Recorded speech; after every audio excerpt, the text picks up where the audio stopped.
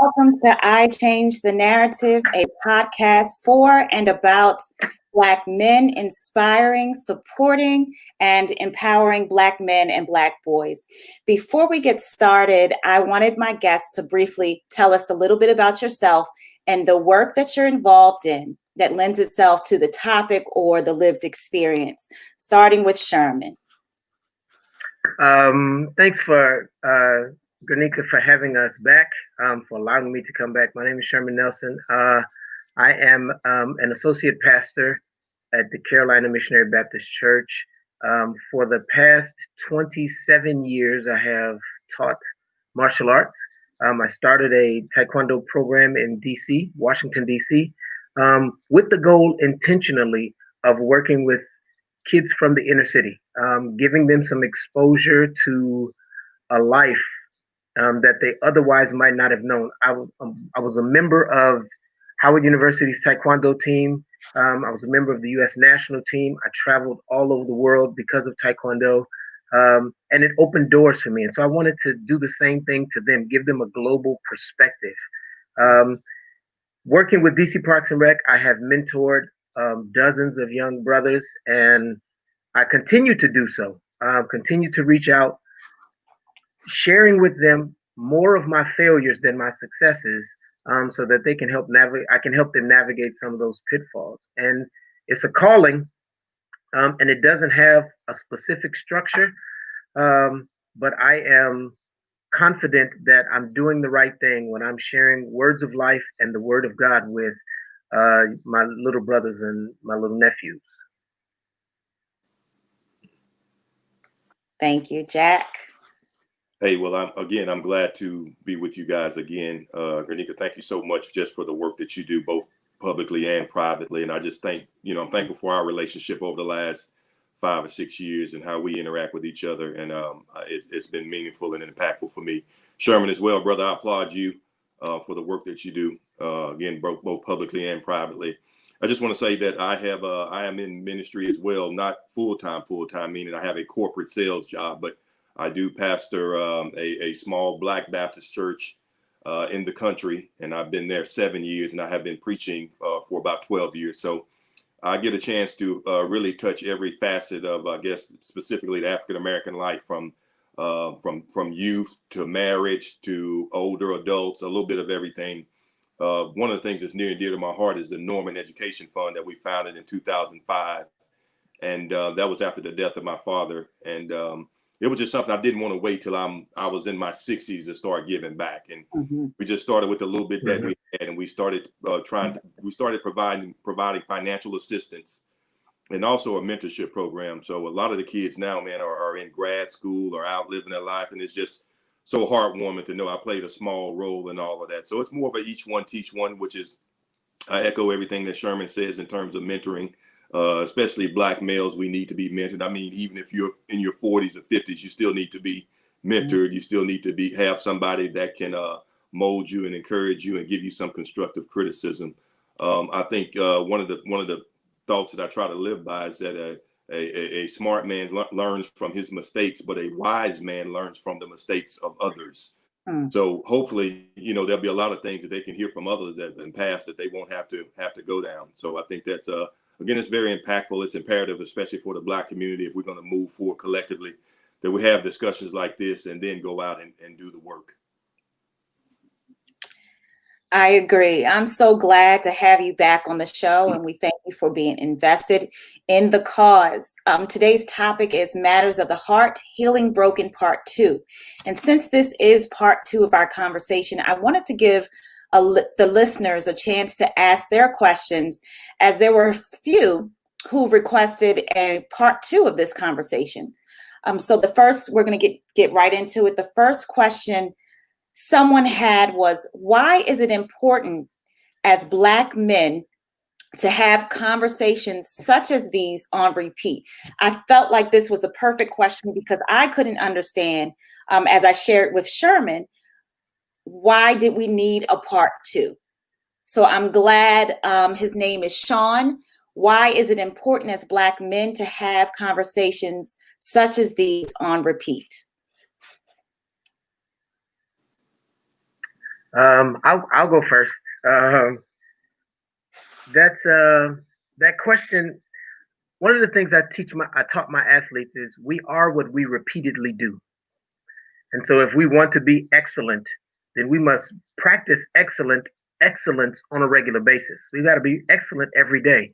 If we want to have dialogue amongst our brothers, we've got to do it regularly. We've got to see it regularly. We've got to make talking, Jack and I having intimate conversation about who we really are and what we've really been through. If that happens regularly, then it's not an anomaly. Then a young man growing up can understand that this is normal behavior. I grew up where men didn't embrace. We didn't hug. We didn't kiss each other. You gave each other the most masculine, violent fist bump or far removed source of contact. As I grew up, I told my father, one of my love languages is touch. So, Daddy, I need to hug you. Mm-hmm. At first, it was, now when I see him, he hugs me because it is something that we repeatedly do. And it is that expression that's been normalized. I think real conversation between real men has been stigmatized to be something that only either the elites or the uber educated or the effeminate or some other ostracized group do, when the reality is everybody talks to somebody. We've just got to make it normal for us to talk to each other about our community so that we can listen. I can't win if Jack don't win. If I'm winning and he's losing, I'm still losing. Mm-hmm. Because somebody's got to care for him, his family, who is suffering because of the deficit in his life. So I think the only way we teach them network, community, collaboration is by first talking, and then we start walking. Good point. Yeah, I certainly, again, I echo what my good brother said. I mean, we have to make this a part of our DNA. We have to make this a part of, it's similar to taking a shower, or taking a bath. I mean, the shower you took last week is not going to help you today. So it's got to be a part of our DNA. And I think Black men, once we have these conversations, I mean, I've seen it in my own life, my own counseling and all of that. And I think Sherman agreed with that. When we're comfortable with one another, then we can really have some real conversation. This is where I'm vulnerable at. Here are my weaknesses. And like I think I said on last time, I think we operate in two extremes. Either we keep it all in, which is bad and traumatic, or we blow up, when the answer is really somewhere in the middle, which means we need to have some tough questions. Mm-hmm. We need to ask them tough questions, but we need to have some tough conversations and take some real serious look in the mirror, some real serious looks in the mirror, and really, decide where we are now, where we come from, but then most importantly, where do we want to go? Where do you want to be in the next year? Where do you want to be in the next 5 years? Whether you're a single man, right, whether you're married, whether you have kids, we need to have a full conversation with other Black men to discuss how to move forward. Does it ever get tiring for you all to have these conversations? No, I love it. I embrace it. There's no way we don't get better by being quiet. Even some of the conversations I've had, some race conversations on my job in corporate America, and it was some conversations that I really did not want to have, frankly. But I thought about John Lewis. I thought about people that had been on the battlefield a long time. Let's think about, if my tire of this is nothing, doesn't compare to his. It doesn't compare to Martin Luther King or Medgar Evers, or name your civil rights hero, whoever that was. So, in those moments when you feel frustrated and you feel like, I was feeling like I didn't want to be the Black person that was educating all white people on the Black struggle. I didn't feel like I wanted to do that. I was tired of that. I was exhausted. But for this, it's just in terms of Black male, I want to see everybody win. And I think it really does, frankly, start with the Black male. If we can get educated, frankly, if we can get saved, if we can lead our families in the church, if we can lead in the community, we can have a good if we can learn about credit, we can learn about the importance of building a generational wealth. I mean, all of that lifts collectively the Black community. And man, we need that. We need that. Yeah, man, it is. Let me tell you, to answer your question, yes, it gets tiring. Okay. It gets exhausting, but it empties your cup. But these conversations, hearing Jack say the things that he said, those are the things that refill my cup. Those are the things that re-energize me. It's the connection. The work is difficult. Listen, we have a heavy lift. We have to lift and change the paradigm of an entire nation, and it has never, ever been right. You know, it's never been done the way it's supposed to be done. So we've got to not just correct it, we've got to restructure it. That's a heavy lift. But the work was never meant to be done in a silo. We are not meant to do things. We live in an individualistic Western societal construct. But the Bible that Jack and I teach was written in a collective context. We can get everything done. We can do all things. Nothing is impossible if we believe. And we starts with me, connecting to you, connecting to the next one. So it is imperative that if we are going to do this work, we must be refreshed. I mean, an empty cup can't give anybody anything. We have to recognize when we are getting close to empty and who is filling us up.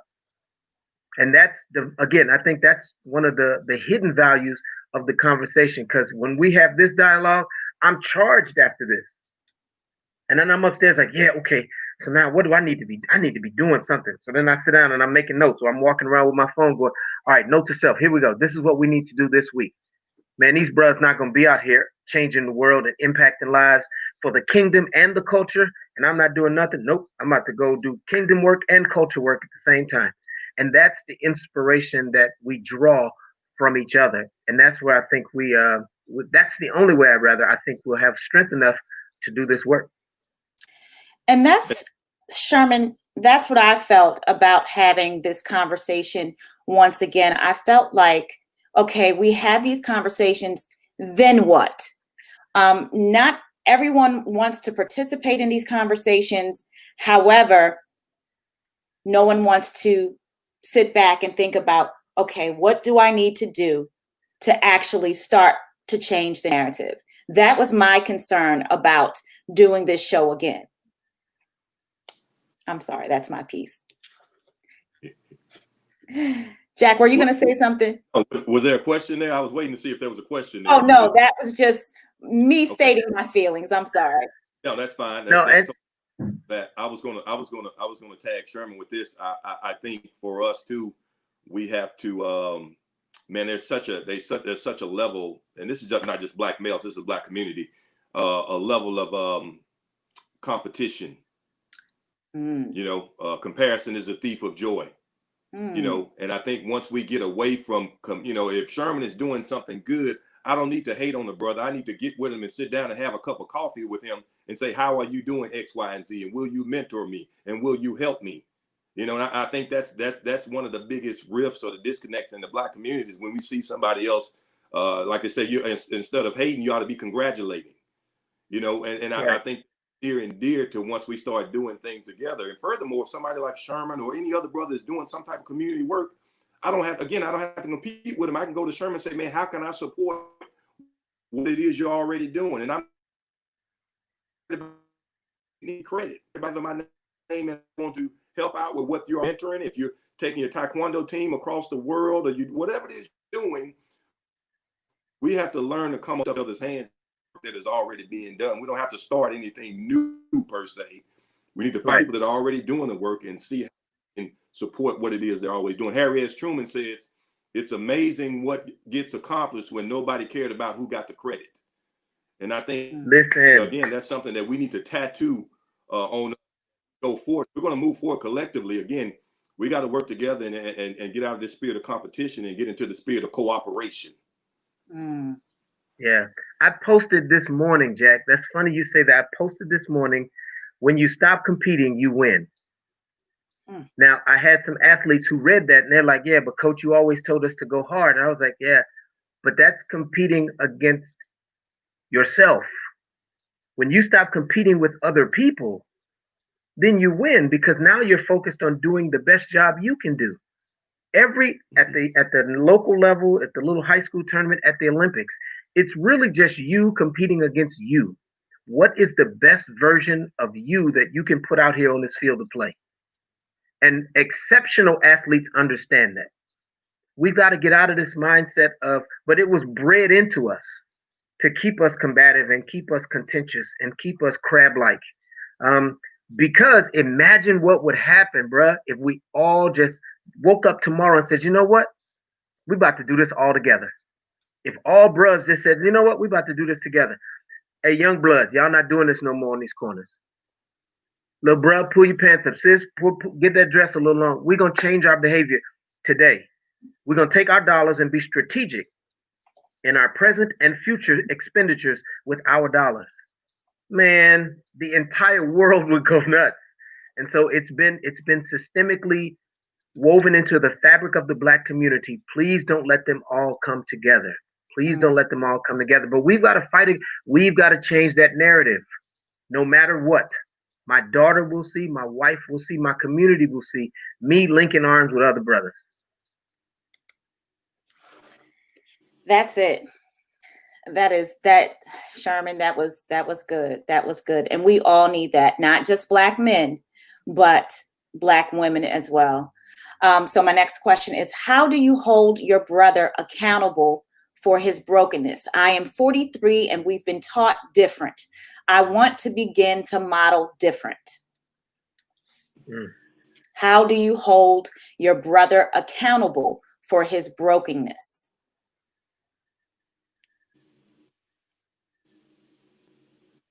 I'm always waiting to see if Jack, because I always think that I talk too much. So I'm trying to wait to see if Jack wants to go. You're fine. See, I think you can't hold anybody accountable if you don't care for them. Say that one more time. I think you can't hold people. So we want to hold people accountable, but we don't want to care about them. We don't want to love them with an agape love. We don't want to love them with the no greater love has a man than he lays down his life for a friend. We don't want to love them that hard. We just want to judge them, and we want to correct them, and we want to teach them. But you can't judge, correct, and teach the one that you don't love. And so you got to first listen. We all have a broken area or broken areas in our lives. So to my brother, I say, listen, we were taught differently. We were raised differently. But let's sit down. Let's reason together. Let's sit down and first find all the things that we have alike, and because all those soul ties bring us together. And then let's look at each other's lives. Let's lay one of our things on the table and talk about it. Talk about how you were healed from something, how you got over something, right? Ask them if they want to be well, because people don't know what well is. Well to one person might not be well to you. I'd say it's like a steak. You want to be well or well done, or you want to be medium. We have to determine what's the commonality, but all of that comes and is born out of relationship. We keep trying to have audiences with people that we haven't introduced ourselves to. Wow. And so we gotta get into relationship with people. That's good, Sherman.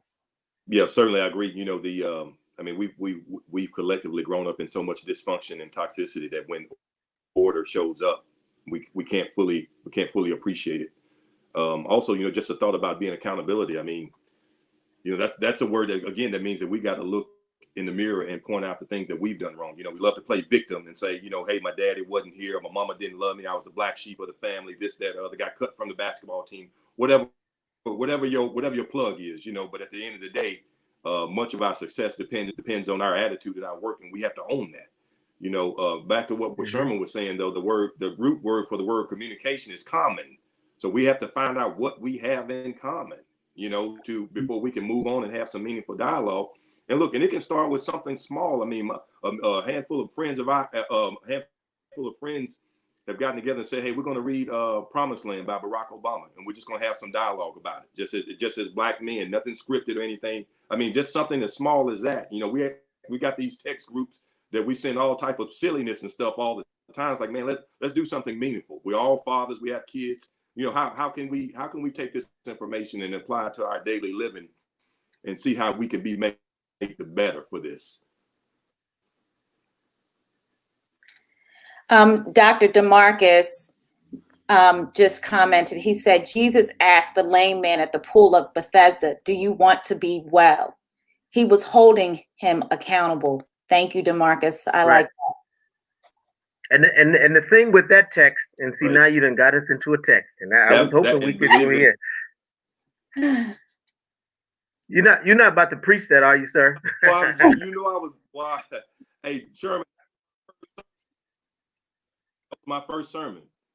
That was my first sermon. That's from John chapter 5. That was my first sermon back in 2009. My first sermon.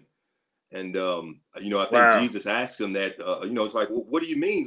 What do you want? It's like, do you want to be made well? You know, it's like we don't automatically assume. Again, some people are so broken all the time that that's all they know. You know, but now that you know you're going to pick that and walk. Now you got to be held accountable. Now you got to you can't just be sitting by the pool begging anymore. Now you got to go out and be a productive member of society. And I think a lot of people are afraid of that. It's more comfortable for them to stay broken. It's more comfortable for them to stay on welfare or to stay in public housing, whatever that context is. You know, and I think not only are we afraid of failure, but a lot of times we're afraid of success. We're afraid of getting a degree. Yeah, we're afraid of getting it because now we gotta do something now. We gotta do something with this. I'll let you go, Sherman. Sir. No, listen, that's good stuff, man. Listen, people are comfortable being crippled because I don't have to do nothing. Right. I just lay here and I can ask you. And I agree with you. We are afraid of success. But in that text, when Jesus asked that man, he said, do you want to be made well? And he said, but I don't have nobody to get me to the water. He never said yes. He immediately responded with all the reasons why he couldn't be healed. And that's where I think we are. When we're confronted with, listen, do you want to succeed? Man, the man ain't going to let me get nowhere. I didn't ask you, will the man let you? I asked you, do you want it? If I asked you, do you want a sandwich, you wouldn't tell me about the score of the Laker game. If you're hungry enough and I offer you a sandwich, you're going to say, please give me that sandwich. You're going to immediately respond to the need that you have. So I love that story. I love that text. And I love that we can have this dialogue because the word of God is applicable to the areas of our lives. Yes. Once we know it. Yes. We cannot use the weaponized Christianity that the imperialists use. We have to take the word of God and really study it, show ourselves approved and dissect it and show what it really means for us today. And so Dr. McMillan, thank you, sir. I knew we could have counted on you. Pointing the finger. Everybody else couldn't get me in the water. So, and I used to ask this question, why didn't you lay right next to the water then? Why didn't you close the gap so that there's no distance between you and your goal? Man, listen, I'm not gonna go preach till tomorrow. We're gonna stick to it. That's okay. So Brother Nelson mentioned we wear the mask. That takes me back, and this is not me, this is someone that, you know, was just commenting about the show. That takes me back to the poem, We Wear the Mask. Isn't it ironic that the poet, a Black man, spoke as if his climate is today's climate? Are you all familiar with We Wear the Masks? I have heard of it, haven't read it, but I have heard of it, and I've heard it referenced and talked about a lot. And when have we not had to wear a mask? Mm-hmm. When have we not had to mute ourselves or dumb ourselves down or not be too bright or not be too masculine or not to be too beautiful and Black? You know, we had to learn how to code switch a long time ago. I had to learn how to talk in certain rooms as to not intimidate. Yes. And if I came off too intellectual, then they looked at you this way. If I came off too urbanized or too common, they looked at you that way. We've lived. That's why I don't understand why they have such a hard time wearing masks now. Because we've been wearing them. We pretend to be happy when we go home miserable. Right. And you drink a fifth of gin in the basement by yourself. We go home in marriages where one person goes upstairs, one person goes downstairs, and they don't talk to each other. But we come to church and we put a mask on and we call ourselves pastor and first lady. So we wear masks all the time. What's the problem with wearing one now to help slow the spread of a virus? What happens? The bigger question is, what happens when the show is over? What happens when the show is over? I think back to the Wizard of Oz, man. He had the contraptions going, and they were all thinking he was this great and powerful wizard until somebody peeked behind the curtain and he was just a little man. And that's what I think happens until we willingly step out of the booth and let people see us for who we really are. And if they don't like you, cool. It's 7 billion people on Earth. Right. You don't have to be my friend. I'm good. I'll find out of 7 billion. I guarantee you, I'll find another one. Right. Yeah, we wear the mask. I mean, that's par for the course right now. But I think, really, part of that is that we should embrace the fact that we can code switch, that we can operate in so many different worlds, so many different, different avenues. And the word, articulate, like, I heard he's an articulate Black man. You never hear that attributed to any other race of people. But when it's us and we speak correct English and, know how to put together a sentence or a paragraph, he's an articulate. So stuff like that continues to irk and irritate me. But at the same time, the fact that I don't have to tell them, I don't have to show my hand. I don't have to say everything that I'm thinking. I think that's again, important and imperative. But again, I echo what my brother has already stated. I don't want to repeat the obvious, but we've got to get to a point collectively as a community where we're not afraid to take off the mask. That's why we got to address the needs in the mental health community. We got to address the idea of absentee fathers. We got to hold these fathers, these guys out here they got 3 or 4 baby mamas. We've got to hold each other accountable and say, hey, you're wearing a mask, flexing like you're a man, but that doesn't make you a man. You know, and it's a collective conversation that we've got to continue to have to let people know that you can be vulnerable. If there's things that you need to address, whether it's in your past or your present, your mental health, your physical health, take off the mask, be real. Let's confront it. Look, you can't challenge, you can't change what you're not willing to confront. And for so long, we thought, again, we saw Daddy doing what Mama did. You know, Daddy always slept in a separate bedroom. Daddy always came home at 5 o'clock in the morning.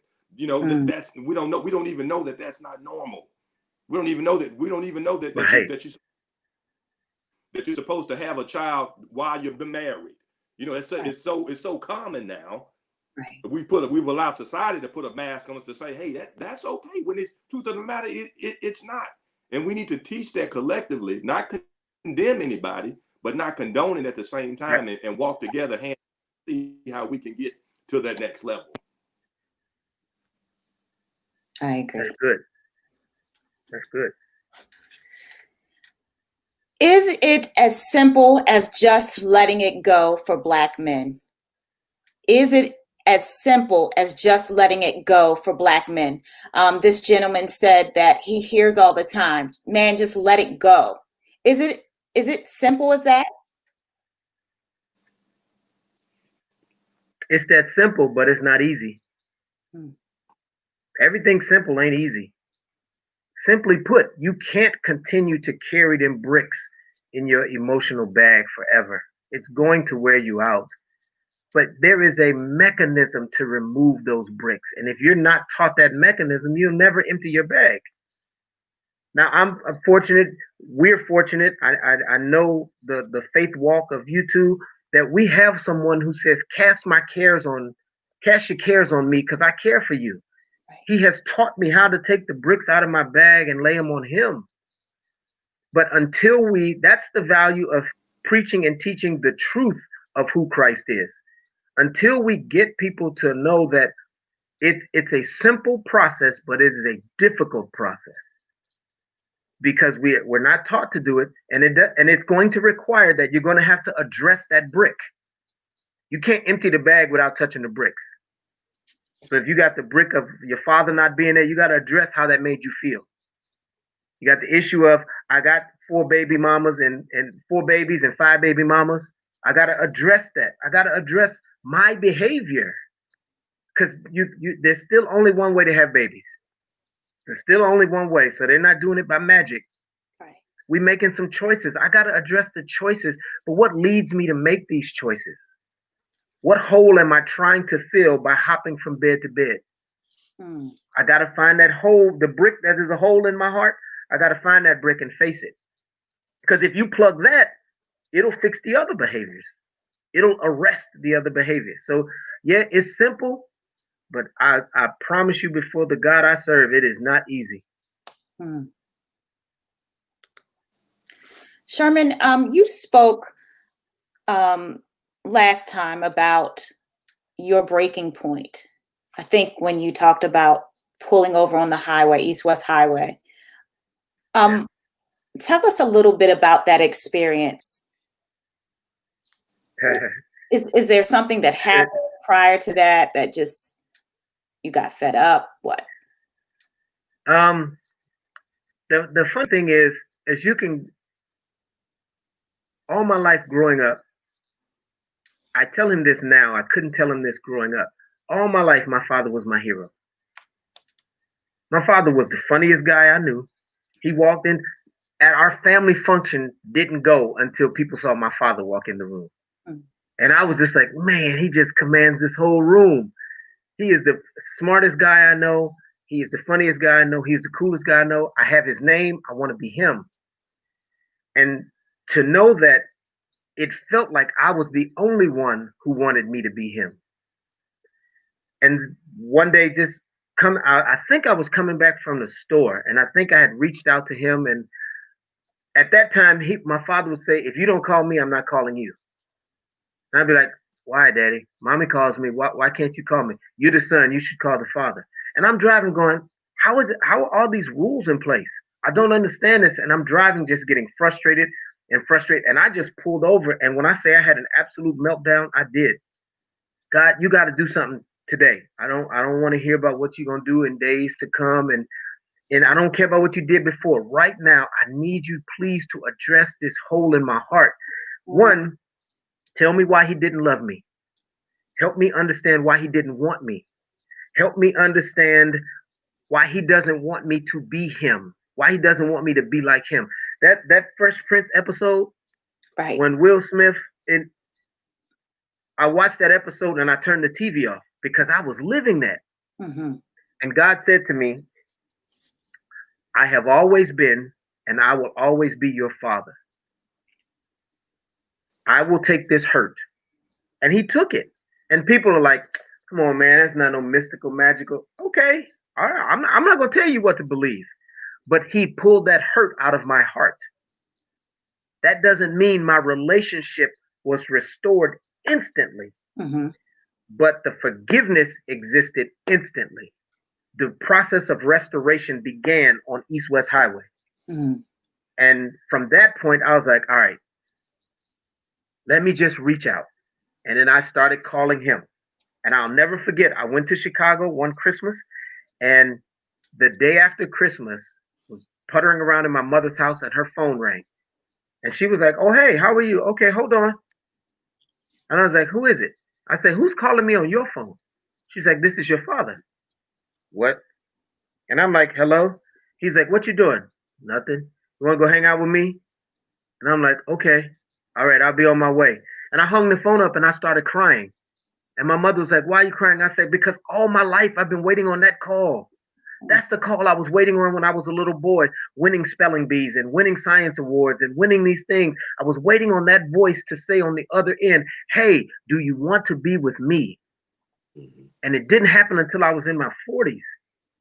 And I said, God, if you give me breath, my children will never know what it's like to not feel the love of their father. I pick my daughter up, I kiss, she's like, did your daddy love you? Yes. How do you know? Because you tell me every day. Yep. You'll never know. I didn't hear my father say, I love you until I was an adult. Do you know what void that was? All the formulative years, but he showed me how in the only way he knew how. And now that I understand that, man, you say something about my daddy. Oh man, I'm going to fight you. Because my daddy's my guy because I understand him. But it happened on East-West Highway. When God said, you can't get to the healing if all you focus on is the pain. Whatever you think about day in and day out is what you worship. And right now you're worshiping pain. So I'm going to remove the pain so you can worship me. And I am the restorer of relationships. And what I have joined together, nobody's going to put us under. Wow. And I bet because of that breakthrough, you're probably, I would assume, so much more valuable in your marriage, in raising your daughter, in your friendships. Because it's me. It's a healed me. It's like having me on your football team and I'm a receiver and I got a bad hamstring and I can't run. I don't do you any good if I'm not my very best. Right. But on East West Highway, he restored me, repaired me, and rebuilt me. Amos 9:11. He restored me, repaired me, and rebuilt me on that road. And I had to learn to walk in repairedness, walk in rebuilt, walk in restoration. And that's the process. He can heal you like this. You got to learn how to be healed. That's physical therapy. I had to go do spiritual therapy. Wow. And I can tell that story now. Mm-hmm. I mean, you remember when I was writing my first book, I couldn't tell this story because I still felt shame and I was wondering that people would judge me and feel some kind of way. It is liberating to tell that story. I hope there's a boy somewhere that sees this video and says, man, God, if God did it for him, then God, if he did it for that dude, he can do it for me because I'm just that dude. He did it for me. He'll do it for you. And what age was this when you pulled over on the highway? Like 38. Yeah, 38, because I changed my name at 40. Wow. So at 40, my pastor preached a sermon on the power of the male erection. And of course, everybody thought it was talking about the phallic erection, but he was talking about the power of men standing up straight. Jesus. He said, and it begins with being called what you're supposed to be called. I went down to the courthouse. I got the paper. I said to him, if my mom's not okay with this, and I'm going to speed this up because I feel like I'm talking too much. If my mom's not okay with this, I'm not going to do it. He said, I want you to do it because God's okay with it. If God's okay with it, then your mom will be okay. I called my mother. I said, Mom, I'm thinking about changing my name to my dad's name. I want to be Sherman Nelson Jr. I don't want to enter into marriage or into raising children and they be misnamed. And my mother broke down on the phone and she said, I've been waiting all your life for you to get to this point. And when you realize that all of this was the design, it had to happen this way because it's the way the life he gave us to live. I went through the process, got that. I got 2 certificates, the court order framed, and I sent it to both of them. It's in my father's office. When you walk in his office, the very first thing you see is that court order that says, hereby you shall be named Sherman Maurice Nelson Jr. And my sisters and them were like, I don't know what you said, Daddy, but he texted us saying, it's here, it's here. He just kept saying, it's here. Wow. And I have one of the single best days of my life. And that was probably, there was some healing for him just as well. To have your child come back to you and say, Daddy, I just love you. I don't need to try to understand what you did. I don't need to try to know. I just know this. I love you. And I'm proud to be recognized as you. Wow. Of course, my whole family has called me Little Sherman all my life. And I'm bigger than everybody except him. But they all call me Little Sherman. I said, but I'm finally now able to be legally, the world knows me as the son of Sherman Nelson. And that's all I ever wanted. All I ever wanted. And the bigger picture in all of this is forgiveness, I think. That's important. All right. Thank you so much, Sherman, for sharing that. The last question. They expect us to be emotionally available despite our brokenness. If I'm emotionally unavailable to people and unable to show up because I'm broken, how can I help others understand this? And is it necessary for me to seek therapy? I know that was a bit much. They expect us to be emotionally available despite my brokenness. If I'm emotionally unavailable to people and unable to show up because I'm broken, how can I help others understand this? And is it necessary for me to seek therapy? You know, what I would say to that, again, you know, therapy, we have to remove the stigma. We have to remove that doesn't mean that you're necessarily something wrong with you by going you know, the therapy for me, you know, as a husband, as a father, as a pastor.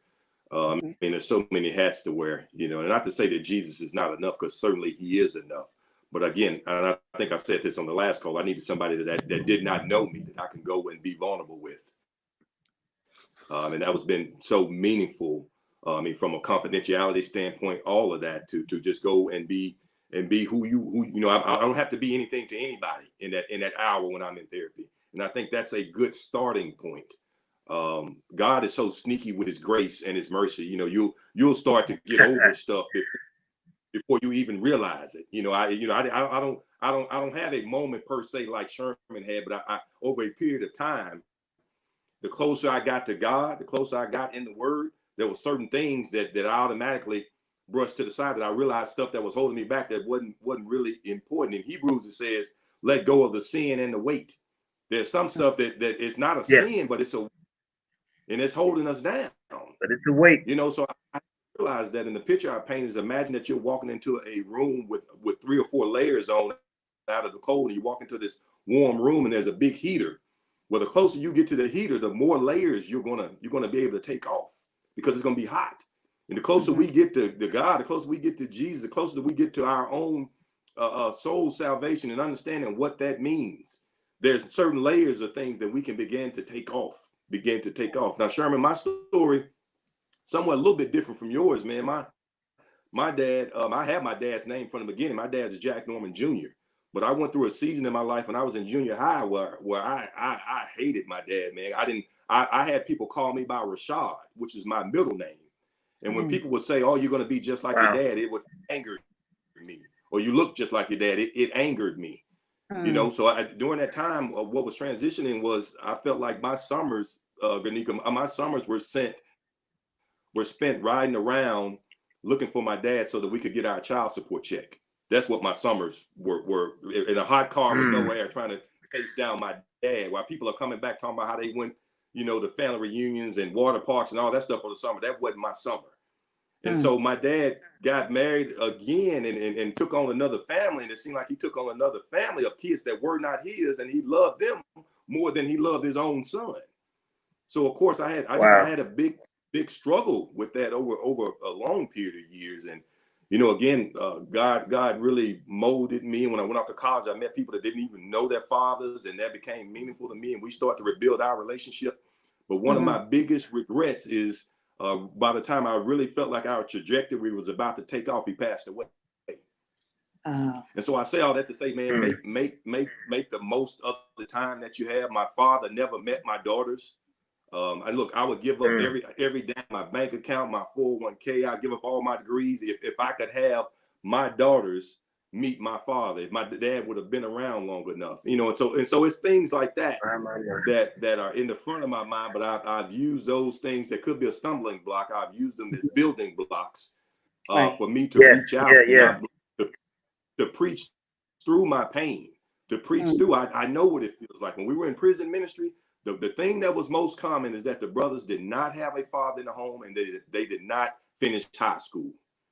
Those were when you in a room 100 men, 90% of them, that's their plight, and that is a direct effect of how they ended up in the prison system. So I say all that to say that at the end of the day, I mean, you have to start somewhere. Philippians 1:6 says, "He that began a good work is going to finish it," which means God not done yet. He's not done yet. He's still working through us. Like I say, he's so sneaky with his grace and with his mercy, and with him giving us wisdom to do things that we didn't know how to do 5 years ago. How to navigate this pain and all that. And so again, I just think you got to start somewhere. You got to not be afraid to be vulnerable, and you got to realize, we see the success of people not realizing how many times they failed. And we've all got some failure in us and some success in us, but we all have to have the right conversation to really embrace our truth and move forward. You know, Jack, you said something which takes me back to the first question that one of our listeners asked.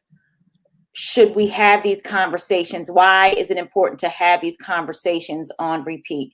I now know that answer. It's something you said, and you mentioned, so that you mentioned the prison ministry. I think that's why these conversations are important, because these types of conversations can save someone, you know, and keep them out of the prison system. So thank you for that.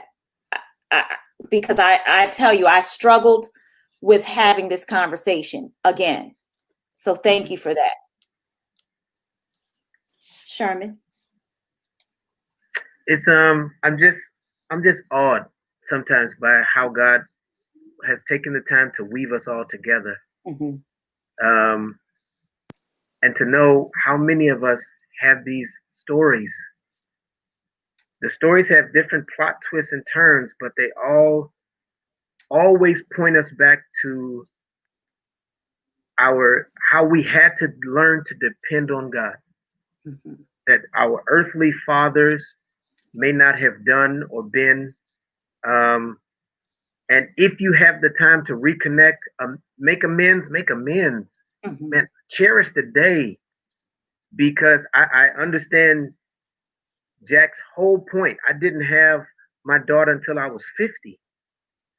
And so my parents are older now. Those days of being able to be the grandma that takes the kid and do all that, they missed all of those. And they missed all of those because I wouldn't grow up. I wanted to be a teenager in God instead of a grown man in God. Yeah. And he didn't need to bring a child to another child. So when I became a grown man, then he said, okay, so now I can settle you and sit you. And then I can bring fruit from you. And the daughter that I have is every bit of the best parts of us. She walks to our house. She breaks into worship songs. She does all of these things because two grown-ups in God got together to have a child. Yes. And I used to lament, man, I wish I had her earlier so my parents could. But if I'd had her earlier, I would have probably have been not the kind of father that my parents would have been proud of. It's God's timing. Cherish it. His timing is impeccable. Impeccable. And it's never as late as people think. Well, it's too late for me to do that. You don't know. It's not too late. If you draw breath, go make a change. And if you have to be the one to go back and try to restore that relationship, you don't know what they did to me. It don't matter. Because what they did can't be undone. But what you can do is waste today. So thank you, Jack, for sharing that truth, man. This is how we overcome, by the power of our testimony. Power of our testimony. This is how we overcome, by hearing each other. This is how the conversations, because imagine if we'd had this conversation in a room full of 100 young men. I guarantee you all 100 of them would have resonated with one of our two stories. All 100. And Greniga. And then they would have. No, go ahead, brother. Go ahead. I'm sorry. No, I was just gonna say, and they would have recognized that, well, if they could make it, we can make it. And that's the whole point. Go ahead, bro. No, I was just gonna say, man, you would not imagine how many people look at me and you know, they don't think I ever been through anything. Like, you look like you grew up with a silver spoon. Like, brother, I didn't even have a spoon growing up. You know, and that's just so God has put what I like to call spiritual neosporin on me. You know how you put neosporin on something and the scar disappears. You know, like there's still some scars there, you know, but over time and by the grace of God and me pouring into other people, it has helped me on my own personal journey, you know. So, you know, again, like I said, I tell the brothers when in imprisonment, it's like, man, if it wasn't for the grace of God, I would be where you are and you would be preaching to me. So don't sit here and think that your life is over. You can still, now you made it harder, but you hadn't made it impossible. And I said it to say, even what we talked about in John chapter 5, that brother had been there 38 years.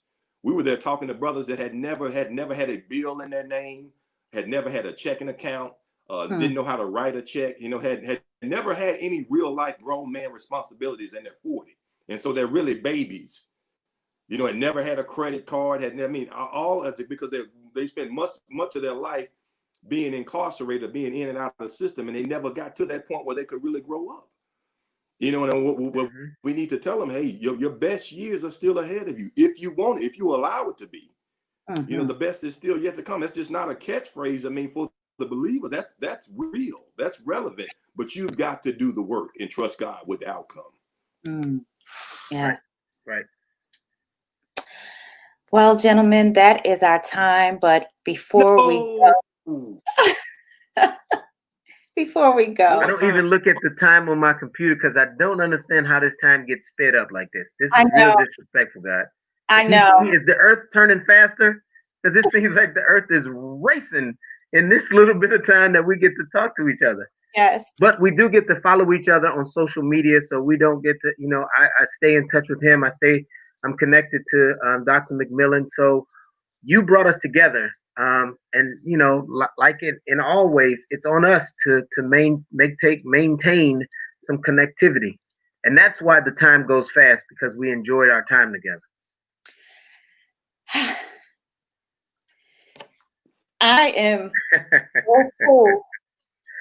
This is so embarrassing, but I am so full right now. I just thank you for contributing your thoughts and ideas and for doing your part. And Dr. McMillan on the sidelines, rooting us on, commenting.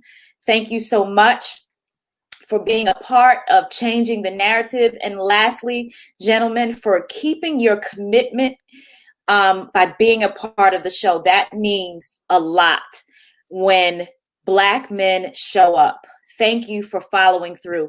If you enjoyed the show, please let us know. We would love to shout you out and post your comments. If you or someone you know is changing the narrative, please contact us at iChangeTheNarrative@gmail.com. Meet us here next Saturday at 1 p.m. Eastern Standard Time. Thanks for listening. And gentlemen, we thank you again for sowing and not being afraid to just contribute to the show. I appreciate you so much. Thank you.